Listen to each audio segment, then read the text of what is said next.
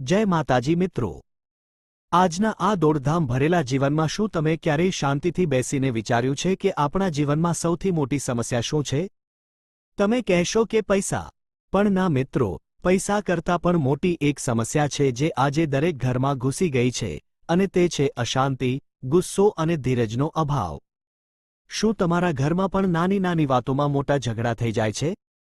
ઘરનું કોઈ સભ્ય એવું છે જેનો ગુસ્સો હંમેશા સાતમા આસમાને રહેતો હોય? કોઈ કામ તમે પૂરા જોશથી શરૂ કરો છો, પણ થોડા જ દિવસોમાં કંટાળીને તેને અધવચ્ચે છોડી દો છો? જો આમાંથી એક પણ વાત તમારા જીવન સાથે જોડાયેલી છે, તો આજનો આ વિડિયો તમારા માટે કોઈ મોટા ચમત્કારથી કમ નથી.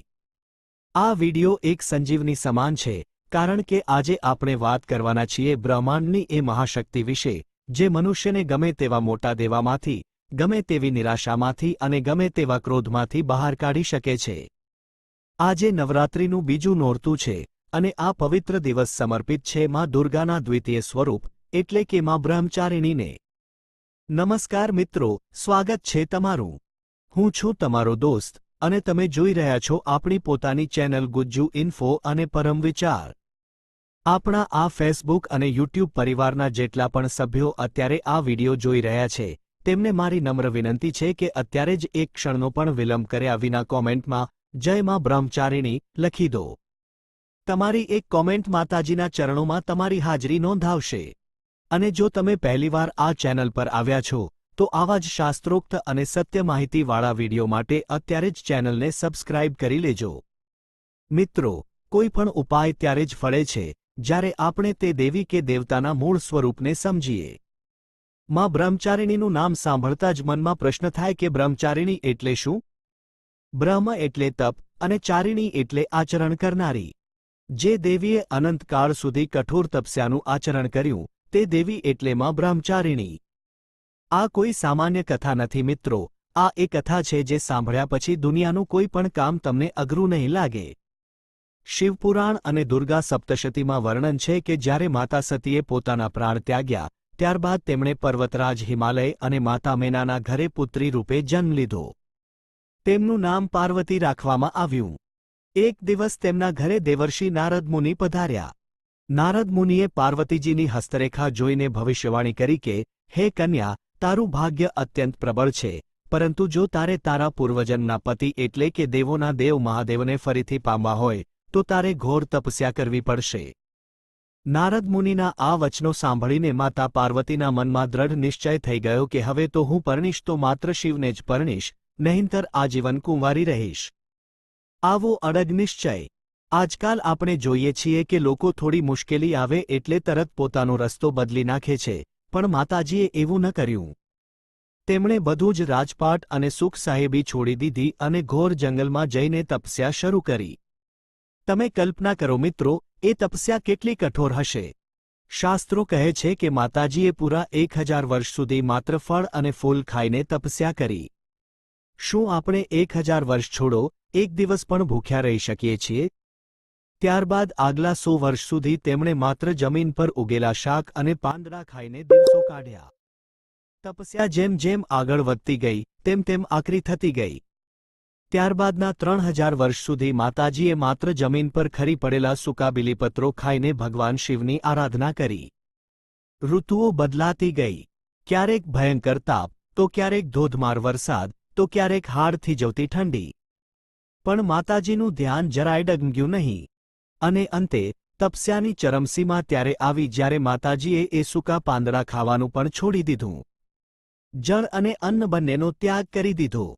પાંદડા એટલે કે પર્ણ, અને પર્ણ ખાવાનું પણ છોડી દીધું એટલે આખા બ્રહ્માંડમાં માતાજીનું એક નવું નામ પડ્યું, અપર્ણા. આ કઠોર તપસ્યા જોઈને દેવતાઓ, ઋષિમુનિઓ અને આખું બ્રહ્માંડ ધ્રુજી ઉઠ્યું. અંતે સ્વયં બ્રહ્માજીએ આકાશવાણી કરી કે, હે શૈલપુત્રી, હે બ્રહ્મચારિણી દેવી, આજ સુધી સૃષ્ટિમાં કોઈએ આવી તપસ્યા નથી કરી. તમારી મનોકામના પૂર્ણ થશે અને સ્વયં ભગવાન શિવ તમને પતિ રૂપે પ્રાપ્ત થશે. આ કથા આપણને એક બહુ મોટો પાઠ ભણાવે છે. માં બ્રહ્મચારિણીના જમણા હાથમાં જપની માળા છે અને ડાબા હાથમાં કમંડળ છે. માળા એ ધ્યાન અને ફોકસનું પ્રતીક છે, અને કમંડળ એ મનની શાંતિ અને પવિત્રતાનું પ્રતીક છે. જ્યારે તમારા જીવનમાં ચારે બાજુથી નિરાશા ઘેરાઈ જાય, દેવાળું ફૂંકાવાની નોબત આવે, ત્યારે આ દેવીની આરાધના તમારા મનમાં ધીરજ અને હિંમતનો સંચાર કરે છે. હવે હું તમને જે રહસ્ય બતાવવા જઈ રહ્યો છું તે જ્યોતિષશાસ્ત્રનું બહુ મોટું જ્ઞાન છે. ધ્યાનથી સાંભળજો. બ્રહ્માંડના 9 ગ્રહોમાંથી મંગળ ગ્રહનો સીધો સંબંધમાં બ્રહ્મચારિણી સાથે છે. મંગળ એ અગ્નિ તત્વનો ગ્રહ છે. જેનો મંગળ નબળો હોય તેને પળે પળે ગુસ્સો આવે છે. વાતમાં તે લડી પડે છે. અને તમને ખબર જ હશે કે જ્યાં ગુસ્સો અને કંકાસ હોય ત્યાં માતા લક્ષ્મી ક્યારેય ઊભા રહેતા નથી. મંગળ દોષવાળા માણસના માથે હંમેશા કોઈને કોઈ દેવું ચડેલું જ રહે છે. જમીન કે મકાનના પ્રશ્નો ક્યારેય સોલ્વ નથી થતા. ભાઈ વચ્ચે પ્રોપર્ટી માટે ઝઘડા થાય છે અને પતિ પત્નીના સંબંધોમાં તો જાણે આગ લાગેલી રહે છે. જો તમારા ઘરમાં પણ આવું કંઈક થઈ રહ્યું છે તો સમજી લેજો કે તમારા ઘરનું મંગળ અને વાસ્તુ બંને ખરાબ છે. માં બ્રહ્મચારિણીની સાચી પૂજા કરવાથી કુંડળીનો ભયંકર મંગળ દોષ શાંત થાય છે. મનમાં એક એવી સ્થિરતા આવે છે કે તમે સાચા નિર્ણયો લઈ શકો છો. વાસ્તુશાસ્ત્ર મુજબ ઘરની દક્ષિણ દિશા એ મંગળની દિશા છે. જો તમારા ઘરની દક્ષિણ દિશામાં કચરો, ભંગાર કે ગંદકી પડી હોય તો આજે જ તેને સાફ કરી દેજો, નહીંતર ગમે તેટલા ઉપાય કરશો કોઈ ફાયદો નહીં થાય. તો મિત્રો, હવે સમય આવી ગયો છે એક ગુપ્ત અને ચમત્કારિક મહાઉપાય જાણવાનો. આ પ્રયોગ સાવ સસ્તો છે. તમારા રસોડામાં જ તેની સામગ્રી છે, પણ તેનો પ્રભાવ એટલો મોટો છે કે આ ઉપાય કર્યા પછી તમારા ઘરમાંથી કકળાટ હંમેશા માટે વિદાય લઈ લેશે અને દેવામાંથી મુક્ત થવાના નવા રસ્તાઓ ખુલી જશે. પૂરી શ્રદ્ધાથી આ ઉપાય સાંભળજો અને સમજજો. આજે સાંજે સૂર્યાસ્ત પછી તમારે આ ઉપાય કરવાનો છે. પૂજા માટે તમારે માત્ર 3 વસ્તુઓ જોઈશે. પહેલી વસ્તુ છે થોડી ખાંડ અથવા સાકરના ગાંગડા. શાસ્ત્રોમાં ચોખ્ખું લખેલું છે કે માં બ્રહ્મચારિણીને ખાંડ અને સાકરનો ભોગ સૌથી વધુ પ્રિય છે. બીજી વસ્તુ છે એક લાલ રંગનું ફૂલ, જો જાસૂદનું ફૂલ મળે તો સૌથી ઉત્તમ. અને ત્રીજી વસ્તુ છે એક લાલ રંગનો સુતરાઉ દોરો, જેને આપણે નાડાછડી કે કલાવો કહીએ છીએ. સૌથી પહેલા સાંજે સ્નાન કરી લો. સ્વચ્છ કપડાં, ખાસ કરીને લાલ કે પીળા રંગના કપડાં પહેરો. તમારા ઘરના મંદિરમાં માતાજીની મૂર્તિ કે તસવીર સામે એક બાજ પર લાલ કપડું પાથરો. હવે ગાયના શુદ્ધ ઘીનો દીવો પ્રગટાવો. તમારું મુખ દક્ષિણ કે પૂર્વ દિશા તરફ હોવું જોઈએ. હવે એક નાની વાટકીમાં પેલી સાકર અથવા ખાંડ લો અને તેને માતાજીની સામે ભોગ રૂપે અર્પણ કરો. ત્યારબાદ પેલો લાલ દોરો અને લાલ ફૂલ તમારા જમણા હાથમાં રાખો. તમારી આંખો બંધ કરો.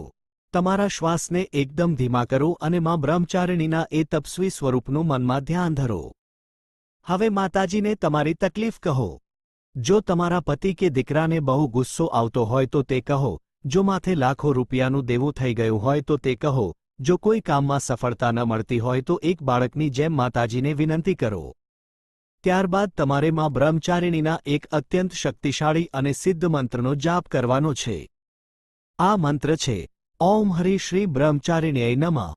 હું ફરી એકવાર ધીમેથી બોલું છું, ધ્યાનથી સાંભળી લેજો. ઓમ હરિ શ્રી બ્રહ્મચારિણ્યય નમઃ. આ મંત્રની ઓછામાં ઓછી એક માળા એટલે કે 108 વાર જાપ કરવાનો છે. જો તમારી પાસે રુદ્રાક્ષની માળા હોય તો સૌથી ઉત્તમ.